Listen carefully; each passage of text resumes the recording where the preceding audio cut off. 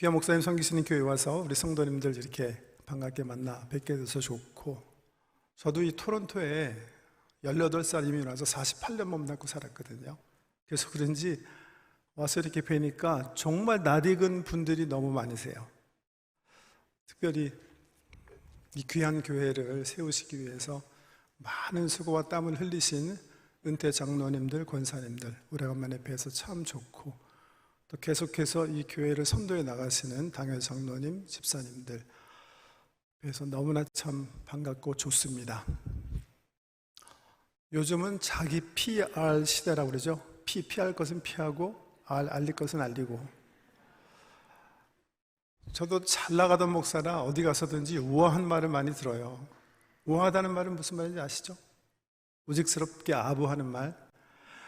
제가 들은 우아한 말 가운데 저를 정말 기분 좋게 한 말이 있었어요. 우리 토론토 동부 노바스코시아 주의 헬리팩스 교회 가서 집회하는데 제 후배 목사님이 저를 소개하면서 뭐라고 그랬냐 하면, 한석현 목사님은 내가 아는 선배 목사 가운데 교회를 가장 사랑하는 사람이다, 이렇게 소개했어요. 저는 그게 우직스럽게 과한 말인 줄 알면서도 너무 기분이 좋았던 거예요. 교회를 가장 사랑하는 선배. 저는요, 지금 제가 주님 앞에 섰는데 주님께서 한석현, 너는 교회를 꽤 사랑하던 놈이다, 이렇게 말씀해 주신다면, 제가 그 말을 주님으로부터 들을 수 있다면 정말 저는 지금 이 순간 죽어도 아무 여한이 없을 것 같아요. 교회를 사랑하는 사람, 그보다 더 좋은 칭찬이 있을 수 있을까? 그런데 사실 저는 그런 칭찬을 받을 자격이 전혀 없는 사람이거든요. 왜냐하면 실질적으로 저는 30대 중반에 목회하던 중에 교회가 너무 버겁게 느껴져서, 너무 목회가 힘이 들어서 하기 싫어서 교회를 등진 적이 있었어요.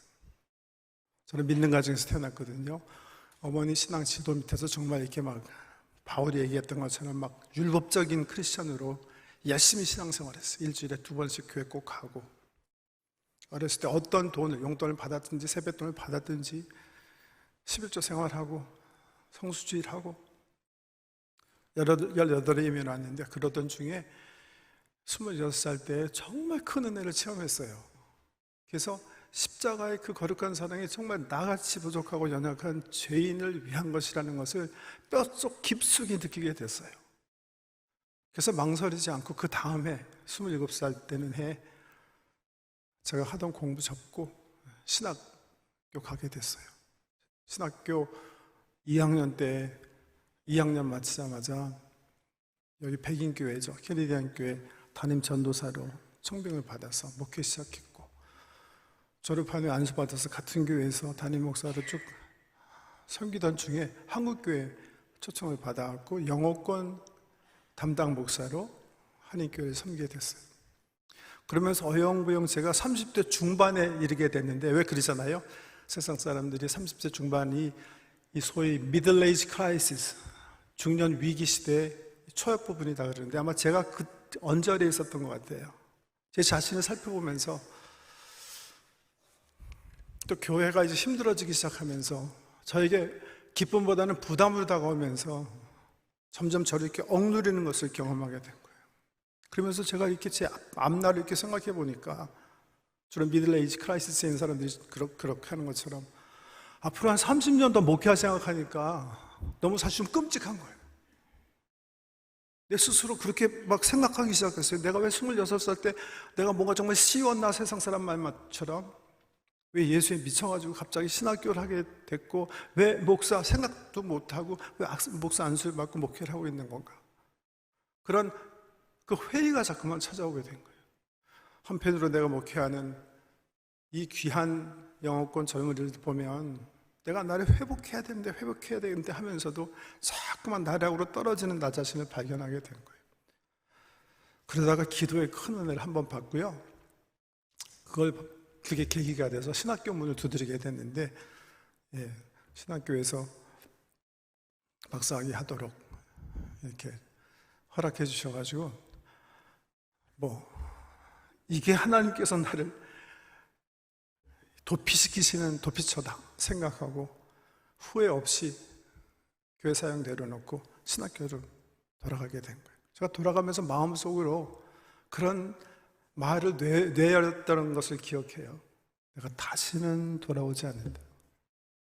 다시는 뒤돌아보지 않겠다. 목회 다시 안 하겠다는 거죠. 신학교 들어가서 신학교에서 제가 들어오니까 한인으로서 제가 낙스칼리지라는 데 다녔는데요. 제일 처음 PhD 하러 들어온 학생이었어요. 그 전에 한국에서 유학 오신 박수남 교수님 등등이 계셨지만 졸업생으로는 첫 PhD 스튜던트. 그러니까 들어가자마자 거기 아시아 센터라는 걸 차려주셔서 저 소장으로 앉히고 학교에서 공부하면서 코티칭 해주셔서 저는 그냥 교수가 되는 꿈을 가지고서는 신학을 시작하게 된 거예요. 그러면서 제가 많이 혼돈되어 있었기 때문에 1학년 공부하면서 정말 물어야 하는 중요한 질문들을 하기 시작했어요. 왜 우리 하나님께서 우주를 창조하셨나? 왜 그 가운데 하나님 형상에 따라 사람을 만드셨고 왜 예수님을 이 땅에 보내주시고 교회를 시작하셨나? 목회란 뭔가? 사실은 제가 석사과정 하면서 물어봤어야 했고 깨달았어야 할 그런 굉장히 중요한 질문들의 답에 대해서 제가 아무 대책 없이 신학을 한 거예요. 그래서 저는 정말 때늦게 박사학위 하면서 굉장히 기초적이고 기본적인 질문들을 하게 된 거예요. 그러면서 한 1년 지났어요. 책도 보고 성경 말씀도 다시 보면서. 그러고 나서 얻은 결론이 있어요. 그 결론이 뭔지 아세요? 제가 복음이 뭔지 몰랐더라고요. 성경은 분명히 복음에 대해서 일러주셨는데 제가 복음이 뭔지 확실하게, 글쎄 어렴풋이는 알았겠죠?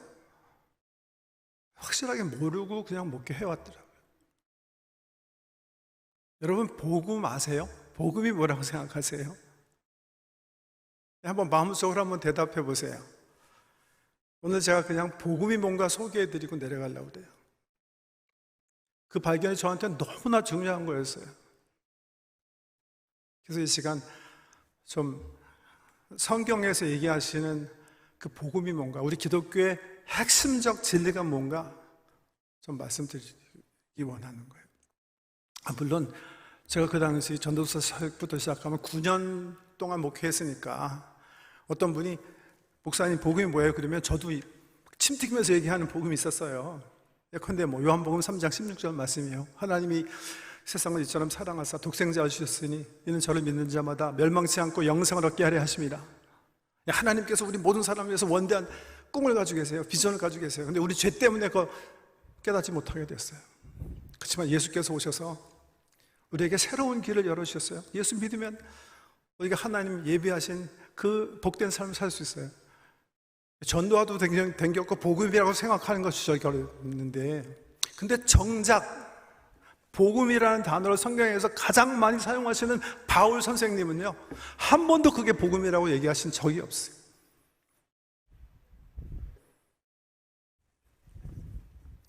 복음이 뭔가?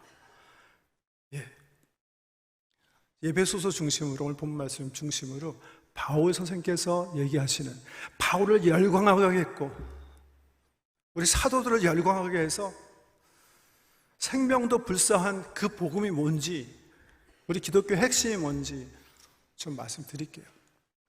혹 저처럼 예수의 사랑받고 그 은혜를 힘입어서 교회를 다니는 교인은 되었지만 이 땅에서 우리가 어떤 비전을 가지고 어떤 방향성을 지향하며 살아야 되는지 아직 확실히 붙잡지 못한 분들은 오늘 이 복음이 무엇인가, 우리 기독교의 복음의 핵심이 무엇인가 분명히 깨닫고 가시는 귀한 시간 되시길 축복합니다. 성경 말씀 한번 이제 살펴보기 원하는데요, 처음에 살펴볼 말씀은 로마서 16장 맨 마지막 말씀이에요. 로마서 기독교 복음에 대해서 얘기하시고 맨 마지막에 바울이 정리하시는 말씀인데 읽어드릴게요. 나의 복음과 예수 그리스도를 전파함은 영생 전부터 감추어졌다가 이제는 나타나신 바 되었으며, 여기까지만요. 우리 한어 번역이 이렇게 막 정확하게 우리 바울 선생님의 의도를 충분히 이해하기가 힘들게 좀 번역되었는데, 이게 무슨 말이냐면, 내가 긴 편지를 통해서 예수 그리스도에 대한 복음에 대해서 얘기했는데, 이 복음은 뭐예요? 영세 전부터 감추어졌다가 이제는 나타나신 바 되었다, 이렇게 얘기하세요. 바울 선생님께서 이거 자주 하시는 말씀이에요. 복음은 이게 그 캐릭터 중에 하나예요. 성격 중에 하나예요. 영원 전부터 감추어졌던 비밀이다. 감추어졌던 비밀이다. 이거 여기서만 얘기하시는 거 아니에요. 두 군데 더 보여드릴게요. 고린도전서 2장 말씀 보시면, 고린도에서는 이 기독교의 핵심을 복음이라고 얘기하지 않고, 고린도 사람들은, 그리스 사람들은 뭐예요? 철학을 하는 사람들이었잖아요. 필로소피, 소피아, 지혜를 중요히 여기는 사람이잖아요.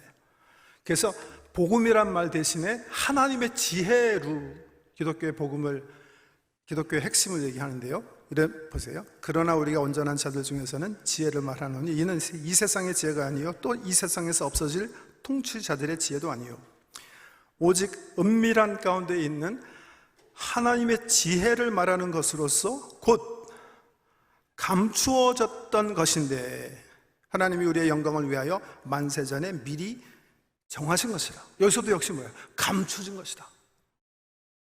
사실 바울은요, 바울 서신 읽어보면 복음을, 우리 기독교의 핵심을 우리 인류 역사 최대의 비밀이라고 사실 얘기해요. 골로새서에서도 얘기해요. 잠깐만 볼게요. 하이라이트 한 것만 보세요. 이 비밀은 만세와 만대로부터 감추어졌던 것인데 이제는 그의 성도들에게 나타냈고, 그러나 이 복음은요, 예수 안에서 만세전에 이미 예정된 것이다, 또 이렇게 얘기하세요. 오늘 본문 말씀 보시면 9절에 영원부터 만물을 창조하신 하나님 속에 감추어졌던 비밀의 경륜, 계획이란 뜻이에요. 비밀적인 계획, 비밀스러운 계획이 어떠한 것을 드러나게 하려 하십니다. 이는 이제 교회로 말미암아 하늘에 있는 통치자들과 권세들에게 하나님의 각종 지혜를 알게 하려 하심이니 곧 영원부터 우리 주 그리스도 예수 안에서 예정하신 뜻이라. 보세요. 뭐라고 얘기하시는 거예요? 하나님께서 만물을 창조하시기 전에 예수를 통해서 이루려고 미리 예정하신 계획이 있었다는 거예요.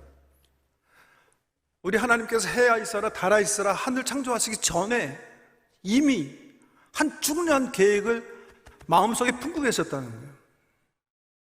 이게 복음이라는 거예요. 이 감추어진 게. 그런데 그 비밀은 바울이 흥분하면서 얘기하는 게 자기 자신, 바울과 사도들과 선지자들에게는 우리 성령 하나님께서 계시로 드러내 주셨다, 이렇게 얘기해요. 이렇게 주장해요. 그 말씀 보세요. 이러므로 그리스도 예수의 일로 너희 이방인을 위하여 갇힌 자 된 나 바울이 말하거니와 너희를 위하여 내게 주신 하나님의 그 은혜의 경륜을 너희가 들었을 터이라. 곧 계시로 내게 비밀을 알게 하신 것은, 다른 사람에게 말씀하지 않았는데 바울, 신약 성경을 쓴 선지자들, 그리고 사도들에게는 성령 하나님께서 계시로 말씀하셨대요. 3장 1절에도 보면 이제 그의 거룩하신 사도들과 선지자들에게 성령으로 나타내신 것 같이, 그 다음 말씀 보시면 다른 세대에는 사람들의 아들들에게 알리지 아니하셨으니, 무슨 말이에요? 구약교회는 몰랐다는 거예요. 구약시대 사람들은 전혀 몰랐다는 거예요. 예수 그리스도께서 오셔서 예정된 일을 이루시고 성령의 계시로 사도들과 바울 선지자들에게 말해서 알게 하시기 전까지는 아무도 몰랐던 비밀, 그저 우리 하나님 심중에 예수 안에서 예정해 놓으신 일, 그 일에 불과했다는 거예요. 그런데 그 일이 드디어 어떻게 됐어요? 드러나게 된 거예요.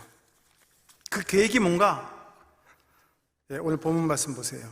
이제 그의 거룩한 사도들과 선지자들에게 성령으로 나타내신 것 같이 다른 세대에 있는 사람의 아들들에게 알리지 아니하셨으니 이는 이방인들이 복음으로 말미암아 그리스도 예수 안에서 함께 상속자가 되고 함께 지차가 되고 함께 약속에 참여하는 자가 됩니다.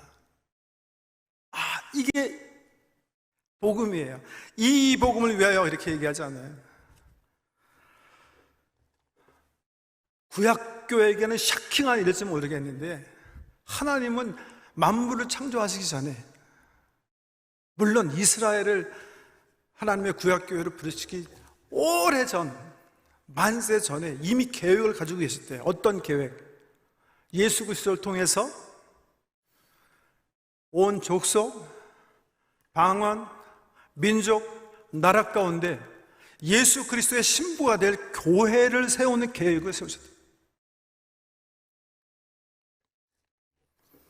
그 계획은 예수님을 통해서 세워진 교회를 통해서 이 세상에서 구체적으로 드러나게 된다는 거예요. 드러나게 됐다는 거예요.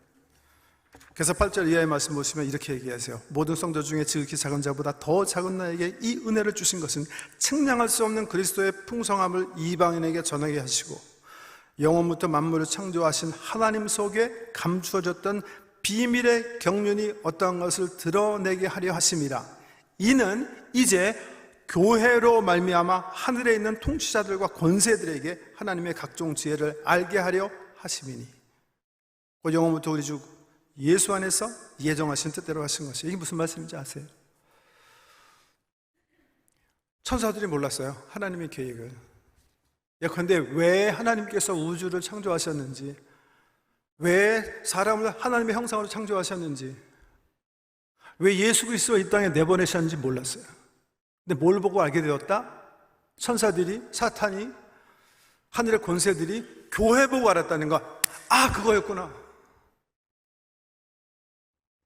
왜? 드디어 드러난 거예요. 하나님의 계획은 뭐였기 때문에 예수 그리스도를 통해서 모든 나라, 민족, 방언 가운데 예수의 신부가 될 우주적 교회, 다르게 표현하면 각 지역마다 세워질 지역 교회들을 세우는 거라는 거예요. 예수 그리스도를 머리로 한 우주적 교회, 즉 각종 방언과 족속과 나라 중에서 예수님의 신부가 될 지역 교회 세우는 거예요. 그 꿈이 이루어졌어요? 이루어지지 않았어요? 2000년 전부터 시작된 그 일이 지금 어떻게 돼가고 있는 거예요? 여러분, 지금 이 지구상에 74억 정도가 사는데 이 주일날 되면요, 각 민족, 각 방언, 각 나라에 흩어진 24억의 성도들이 지역교회에 모여서 예수 그리스도 안에서 하나님을 찬양하고 예배하는 거예요. 이 계획은 하나님께서 만세 전에 세우신 거죠. 만세 전에. 예수님 복음서에 보면요, 자기가 이 세상에 온 목적이 바로 그거다 이렇게 천명하시는 부분이 있어요. 마태복음 16장인데 가이사랴 빌립보에서 제자들에게 물으세요. 사람들이 날 누구라고 하더냐? 제자들이 대답하기를 어떤 사람은 세례 요한이라고 그러고 어떤 사람은 엘리야라고 그러고 어떤 사람은 에레미야과에 속한 선지자라고 합니다. 그러니까 주님이 너희는 나를 누구라고 하느냐? 이때 베드로가 주는 그리스도시요 살아계신 하나님의 아들이었소이다. 이때는 우리 주님이 바요나 시몬아 네가 참 복되도다. 그러나 이 사실 알게 한 것은 사람이 아닌 혈육이 아니라 하늘 아버지시다. 이렇게 얘기하신 다음에 이 귀한 말씀 하시는 거예요. 또 내가 네게 이르노니 너는 베드로라. 내가 이 반석 위에 내 교회를 세우리니 음부의 권세가 이기지 못하리라. 우리 예수님이 자기가 스스로 오신 목적을 밝히시는 부분이에요. 여러분 복음서 읽어보면 가끔 이런 퀘스천 하죠. 왜 예수님은 병자를 고치신 다음에 Don't tell other people, 귀신 쫓아내신 다음에 딴 사람한테 얘기하지 말아라, 이렇게 엄히 자기들 좀 선전하라고 그러시지 왜 말하지 말라 그러시나? 왜 그런지 아세요? 그 신학적으로 메시아닉 시크릿이라고 그러는데요, 그게 예수님께서 오신 목적이 아니기 때문에 그래요. 주된 목적은 따로 있기 때문에 그런 거예요. 주된 목적은 교회를 세우시기 위해서 오셨기 때문에. 그래서 이 부분부터, 이 가이사라 빌립보 이후부터는 우리 예수님께서 진짜 오신 이유를 밝히세요. 그래서 십자가 죽음에 대해서 얘기하세요. 그리고 헌신을 요구하세요. 그 자기에 대해서 다른 사람에게 나가서 얘기하지 말라, 이런 얘기 안 하세요. 이게 목적이기 때문에 그렇다는 거예요. 이 교회를 세우시기 위해서 예수님은 어떻게 하세요? 십자가에서 죽으심으로 대가를 지불하세요. 그래서 계시록 5장 9절 말씀 보시면 새 노래를 불러 이르되 두루마기를 가지시고 그 인봉을 떼기 합당하도다. 일찍이 죽음을 당하사 각 족속과 방언과 백성과 나라 가운데서 사람들을 피로 사서 하나님께 드리시고, 이 지금 지구상에 흩어진 교회들은 우리 예수님께서 자기 피로 사신 교회들이다, 이렇게 말합니다. 바울은요, 이 놀라운 사실을 에베소서에 보면 하나님께서 아담을 잠자게 하시고 옆구리에 손 넣어서 갈비뼈 빼서 하와를 만드신 사건에 비유해서 말씀하세요. 그러면서 교회는 십자가에 달리신 예수 그리스도가 창에 맞았을 때 그 옆구리에서 태동된 교회다. 그래서 교회와 예수 그리스도는 한 몸이다. 마치 아담과 하와가 한 몸인 것처럼. 그 말씀 잠깐 볼까요? 에베소서 5장 말씀인데요. 누구든지 언제나 자기 육체를 미워하지 않고 오직 양육하여 보호하기를 그리스도께서 교회에게 함과 같이 하나니 우리는 그 몸의 지체입니다. 이게 사실은 하스번드에게 아내를 자기 몸처럼 사랑해야 해 하는 교훈의 말씀을 하고 계시는 중인데, 근데 뭐라고 그러나 보세요. 그러므로 사람이 부모를 떠나 그의 아내와 합하여 그 둘이 한 육체가 될지니 이 비밀이 크도다. 나는 그리스도와 교회에 대해서 말하노라. 이렇게. 이게 무슨 말씀인지 아세요? 제가 설명드린 그 말씀이에요. 하와가 아담 갈비뼈에서 나왔죠. 갈비뼈 속에 요즘 의학으로 하면 그 골수 있죠. 골수 속에 뭐 있죠? 줄기세포 있죠. 글쎄요, 우리 하나님께서 줄기세포 사용하셔서 이 하와 만들었는지 모르겠지만 어쨌든 갈비뼈 하나 뽑아갖고 하와를 만드셨다고요. 아담이 보니까 뭐예요? 자기 뼈예요. 자기 살이에요. 그러니까 뭐예요?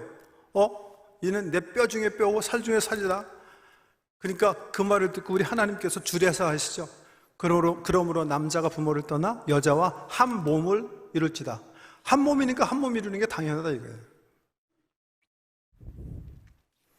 그런 관점에서 교회와 예수 그리스도가 한 몸인 것도 당연하다는 거예요. 왜? 교회는 우리 예수님께서 십자가에 달려 돌아가실 때 그의 옆구리에 꽂힌 창, 그 구멍으로 그 피로 사셔서 태동시킨 거기 때문에 그렇다는 거예요. 이 비밀이 크도다, 이 바울이 부르는 거예요.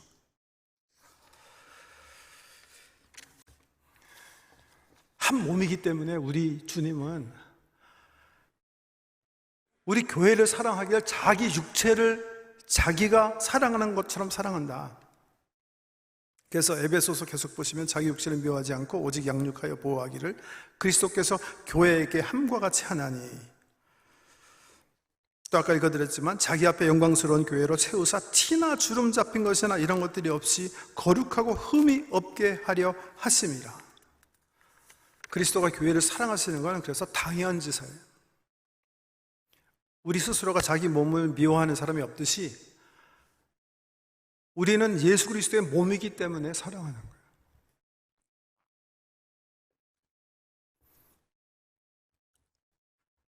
행전 20장 28절 말씀 한번 보세요. 여러분은 자기를 위하여 또는 온 양떼를 위하여 삼가라. 성령이 그들 가운데 여러분을 감독자로 삼고 하나님이 자기 피로 사신 교회를 보살피게 하셨느니라.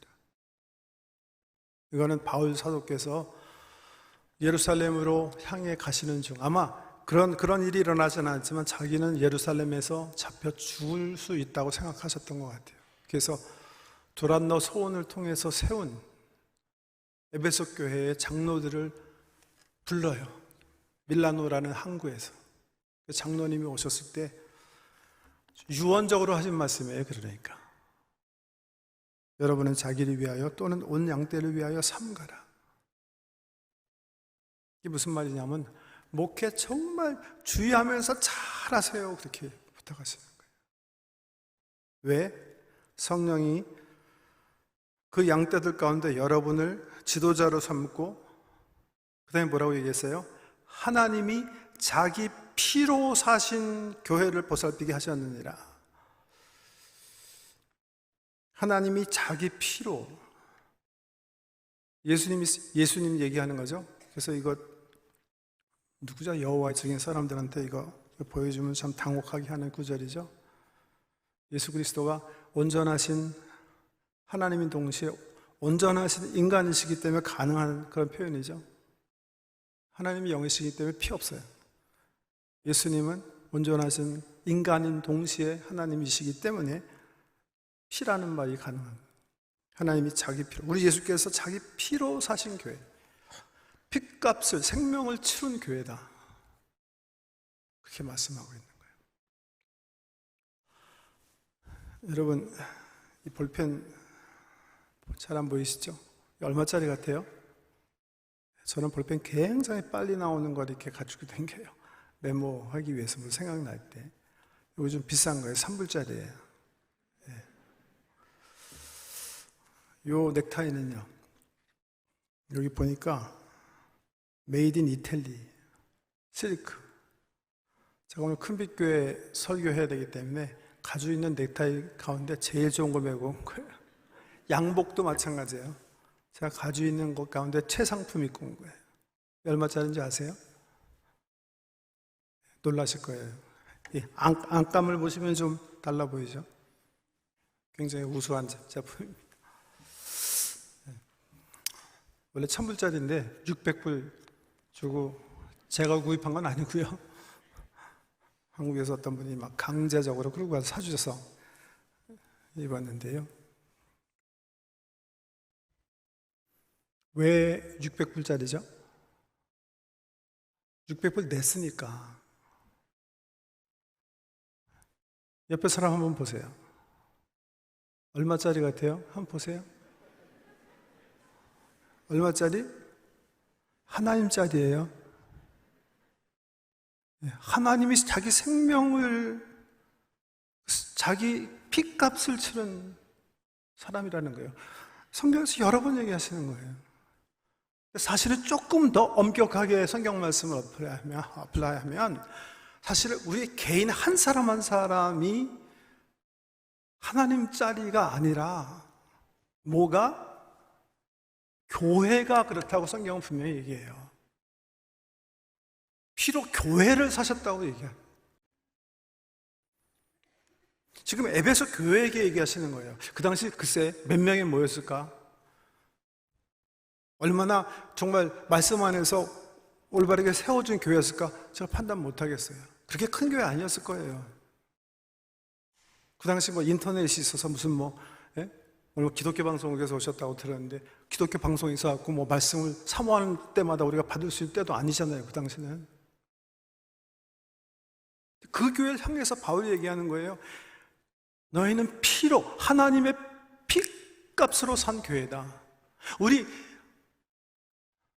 세계적으로 정말 잘 알려진 우리 큰빛교회를 보면서 바울 사도가 뭐라 그러실 것 같아요?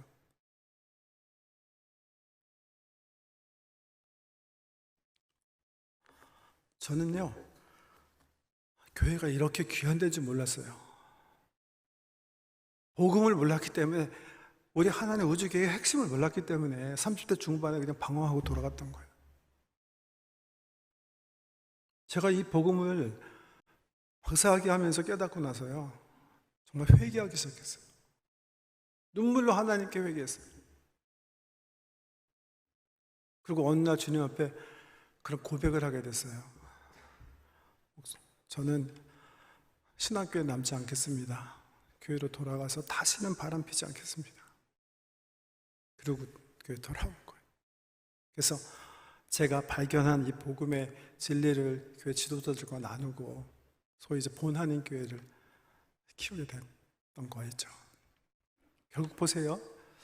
우리가 살고 있는 이 땅, 우리가 보고 있는 하늘은 계시록에 보면 종이장 말듯이 날아가요. 그죠? 그리고 새 하늘과 새 땅이 열려요. 그 후에 어떤 일이 벌어지죠? 예수 그리스도의 신부로 새 하늘과 새 땅에서 살 거룩한 예루살렘이 하늘에서부터 내려온다. 왜? 이게 누구예요? 예수께서 피로 사셔서 하나님께 이미 올려드리신 교회 얘기하는 거예요. 예수 그리스도 우주적 교회. 이 교회가 마지막에 내려와서 새로운 하나님 왕국을 건설하는 거예요. 교회는 이렇게 귀한 곳이에요. 결론 읽어드리고 내려갈게요. 보세요. 맨 마지막에 좀 띄워주세요. 제가 읽어드릴게요. 저는 오늘 오신 성도님들이 제가 결론을 이렇게 요약한 거 가슴속에 새기시면 I'll be happy. 읽어드릴게요. 구약교회인 이스라엘도 몰랐고 구약의 선지자들도 몰랐고 사탄은 물론 천사들도 몰랐던 비밀이 있었다. 그 비밀은 창세 전에 하나님께서 세우신 것으로 창조의 가장 중심에 서 있는 것이다. 그 비밀은 예수님이 십자가에 죽으심으로 그의 옆구리에서 태동된 교회를 통해 구체적으로 드러났다. 그것은 예수 그리스도를 머리로 한 우주적 교회, 즉 각종 방언과 족속과 나라 중에서 예수님의 신부가 될 지역교회를 세우는 것이다. 이 교회는 결국 새하늘과 새 땅에서 예수 그리스도의 신부로 한 몸을 이루고 하나님과 함께 영원히 살아가게 된다.